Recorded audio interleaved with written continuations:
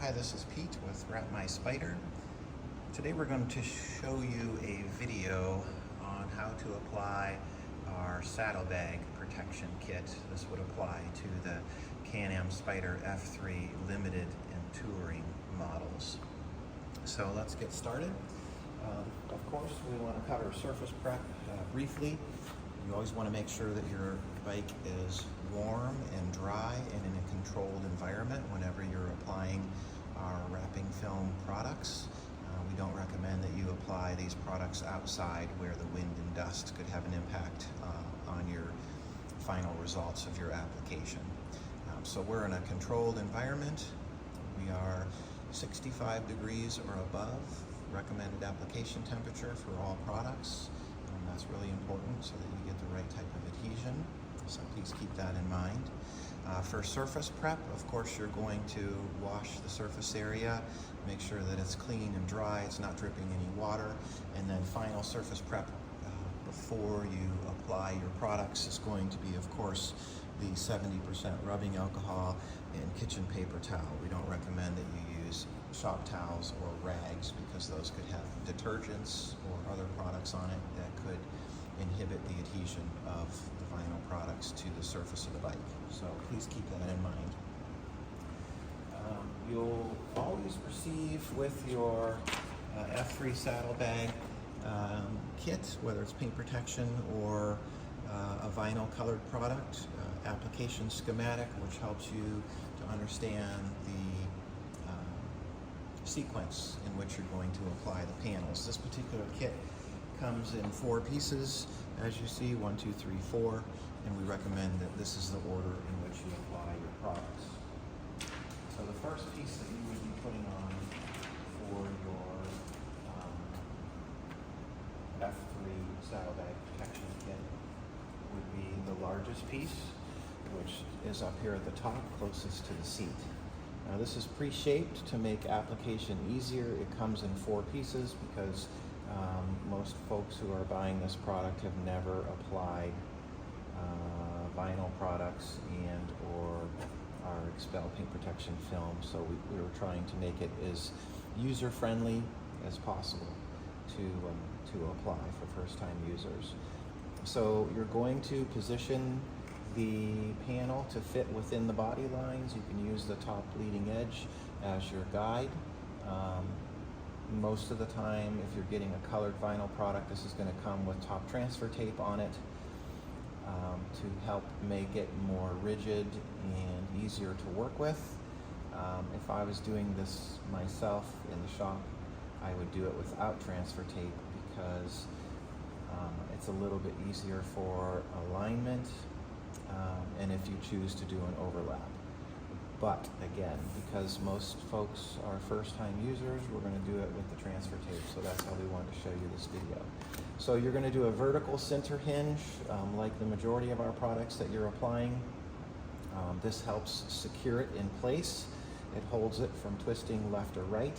If you wanted to ensure that the panel is not going to move, you can take another piece of tape and tack down the side that you're not applying first. So I'm going to choose to apply the left side, so we'll be installing from the center hinge to the back of the bike. So we're going to expose the adhesive, peeling back. This is the adhesive side of the film. This is the paper, which is going away. So you're going to use scissors or a knife to get rid of the backing paper so that you can apply it. Again, always be careful if you're using a knife or scissors not to touch the surface of your application area so that you don't scratch it.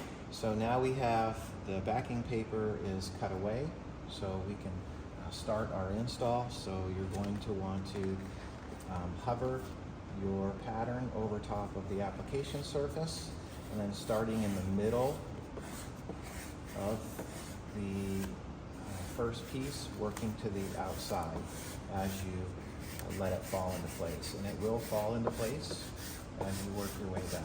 Of course, this film is our easy apply automotive marine grade wrapping film. So it's quite user-friendly to work with as you squeegee it out. So now I have from the center hinge to the outside laid down. And you're going to go back over it once you peel the top transfer tape, but this is tacked. So once this is tacked, it's going to stay in place. So then you can remove your center hinge. Now it's in place, it's not going to move. So wherever you have it taped is where it's now going to fall. So now we do the second side. So eliminate your transfer tape. Try not to touch the adhesive side. It's just to ensure that the oils from your fingers don't contaminate the adhesive. So again, working from the middle of the product to the outsides, you're allowing this to fall into place.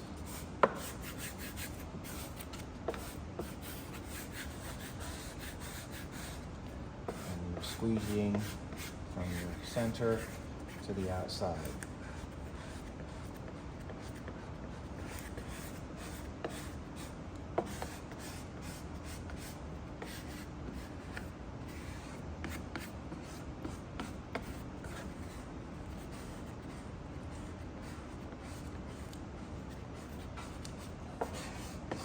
Now when you get it pretty much tacked, you can go back and peel off the top transfer tape, which will expose the actual product, whatever color it may be. And when you're peeling back, you always want to peel back on top. See how I'm keeping it on top at an angle, and this ensures that you're not going to pull the product up.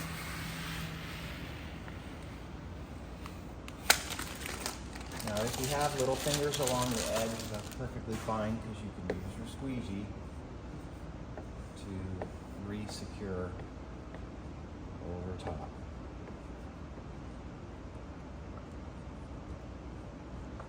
And that's just tacking it into place, and you can see how easy it is to work the little fingers out.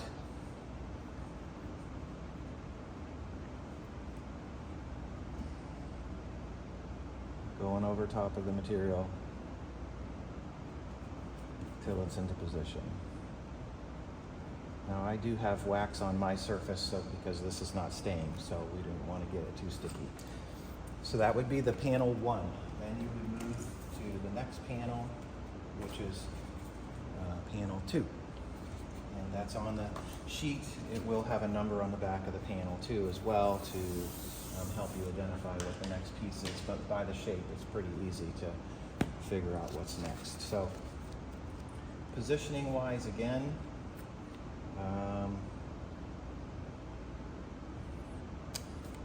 you would be,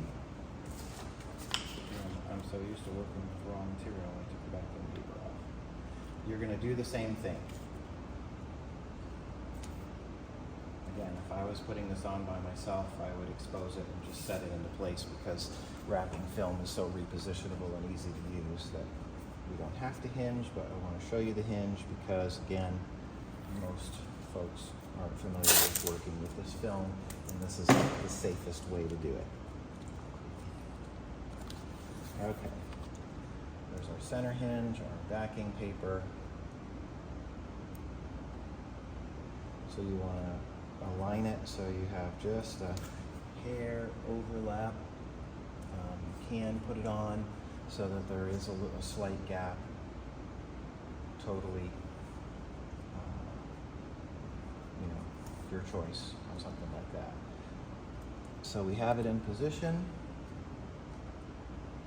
Again, same process using the center hinge. You're going to peel it back, cut the backing paper,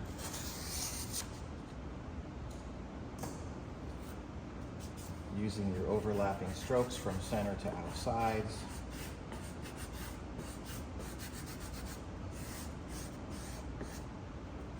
We're going to squeegee it out. Once you have one side tacked, again, remove your center hinge and repeat the process. from the center to the outsides, squeegeeing it into place.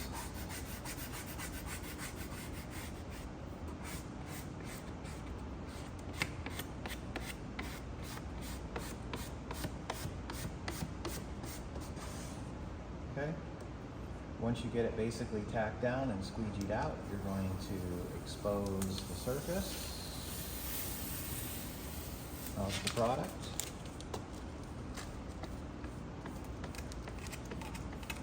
And of course, now when you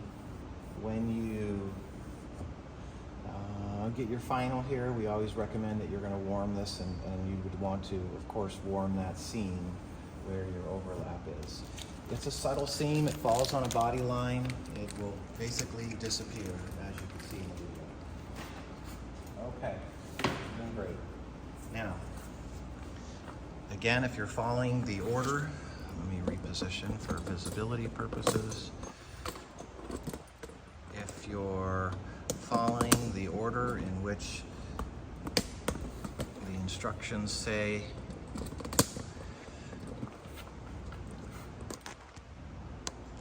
the next pieces we're going to put on are number 3 and 4. Again, you can see I have a little finger there because there's wax on this surface, but you get the basic gist. Now for these pieces, can you center hinge? Yes, you can center hinge. However, if you want, you can freestyle it, but you need to use caution. If you're uncomfortable, use your center hinge, same as the 2 techniques above. So you have the inside piece, which is number 3. If you want, it's not a bad idea to re-wipe your surface, re-prep it before you stick, in case you were touching the surface as you were applying the first 2 pieces. So you can prep after every piece if you feel you may have contaminated the surface, because surface prep is the most important part of your application. So once you get your piece aligned, you can check your slight overlap. Make sure it's going to fall into place where you want it. Got it tacked. It's the same principle. You have the ability to pick it up and move it around. But then again, you're squeegeeing it and letting it fall into place.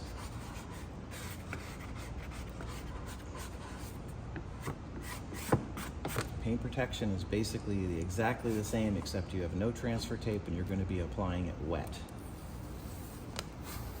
So once you get it basically tacked, you can eliminate the transfer tape.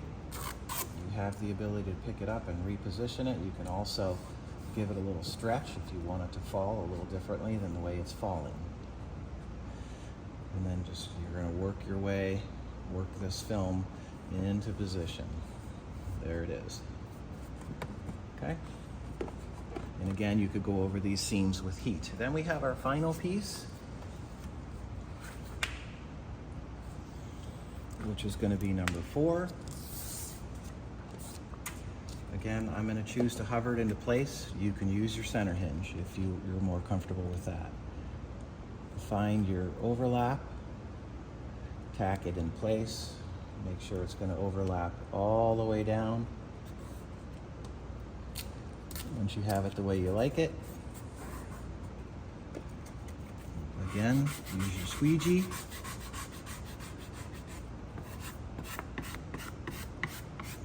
See how I'm working from the center to the outsides?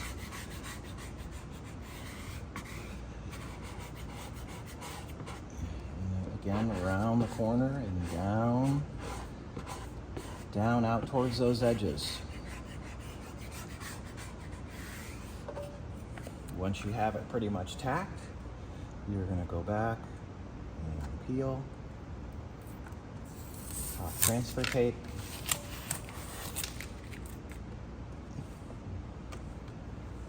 that exposes. Now,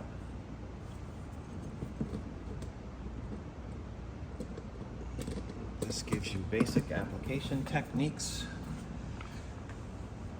for the F3 Limited and Touring Saddlebag Protection Kit. As we mentioned, it comes in 4 pieces to make it more user-friendly for individuals who do not have a lot of experience working with wrapping film or paint protection film, either one.